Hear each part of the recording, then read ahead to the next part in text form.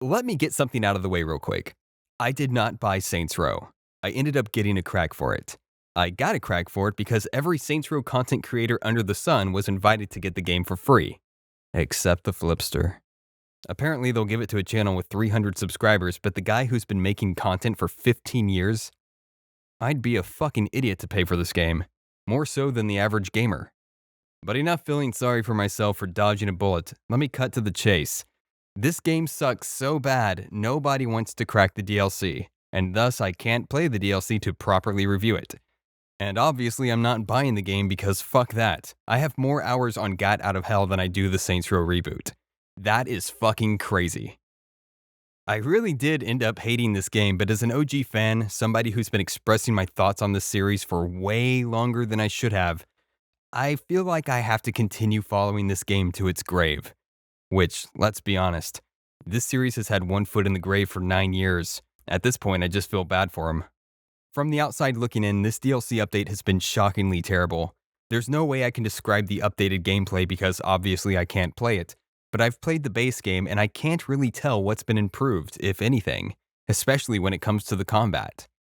I've been hearing mixed messages. Some say it's worse, and some say it's better, so that's not really reassuring. Either way, I'll just give you guys an overview of what I've seen in this guy's playthrough. The first mission of this DLC is a shooting gallery type of mission, so if it's not clear by this mission that the combat has improved, I'm not sure it will ever be. The second and third missions are completely explained to you from this whiteboard cutscene. You know, some people have been saying that this DLC story is better than the campaign, and in some twisted way that makes it worth playing as if that's a real accomplishment, but this alone tells me they didn't want to fork over the money to plan out or animate cutscenes. It really takes me back to the Nintendo 64 era where the context for missions was a page of text you read before the mission started. Whatever, I guess it's not that bad for what it is, but when you also consider that this is supposed to be a major DLC pack for a AAA game, come on. Saints Row 2, Saints Row 3, Saints Row 4 did it. Why not you? Well, I have a hunch why. It's because they tried to cram a lot of information into this thing. Again, similar to the base game, this whole thing probably should have had a few more missions to make this thing feel more complete. As explained in this whiteboard cutscene, the second mission just has you snap pictures of Hardy. Fucking actors, right? You'll be hearing that one a lot. But at least we get this cutscene with Snickerdoodle. Can't forget her.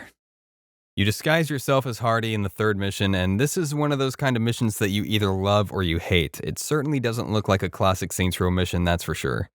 You're locked into a walk cycle and you get to explore your surroundings very slowly, hitting these pseudo-stealth game checkpoints to progress the story.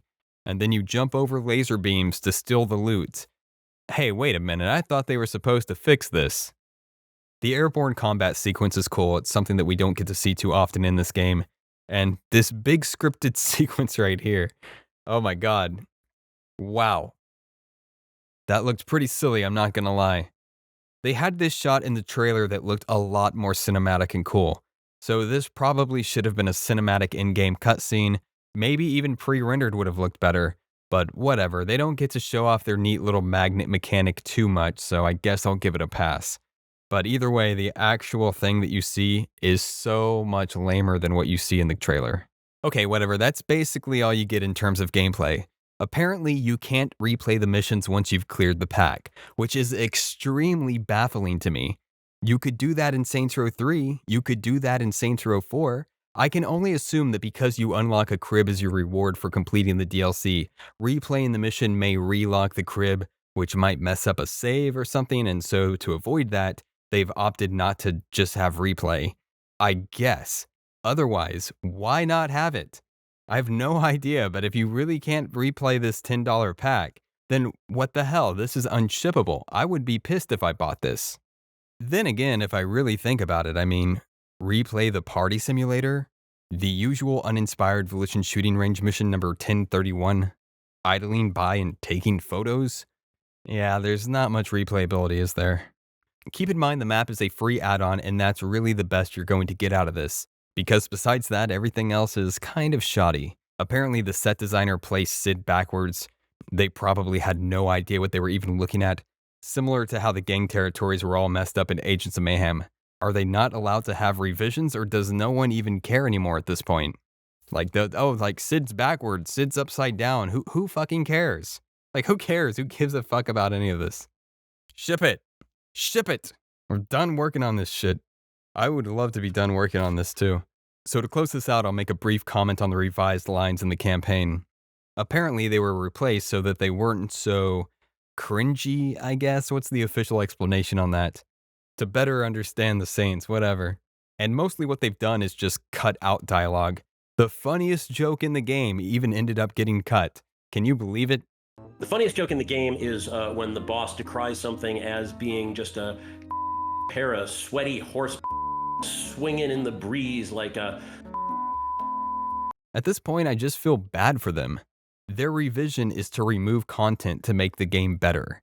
If anyone out there has any trivia of any other games doing this, please let me know. It's one of the most pitiful moves I've seen from any game studio, let alone Volition. Like, yeah, those lines were kind of jarring and they weren't landing too well for people, but when you start to peel away content to make the game more tolerable, you're just admitting the tone of this game is completely shit and that the whole game is a mistake. You think those were the only cringy lines to cut, Volition? No, no, no. You might as well keep withering this game down to nothing and rebuild it. Okay, that's enough. If you've actually paid for this, let me know what you think in the comments. I don't know if I'm going to make this into something for my main channel or whatever. I don't feel comfortable making a video about this shit knowing that I'm totally not fucking playing it or I'm not even going to play it if there's not a crack for it. Whatever. This is fun. Who gives a fuck?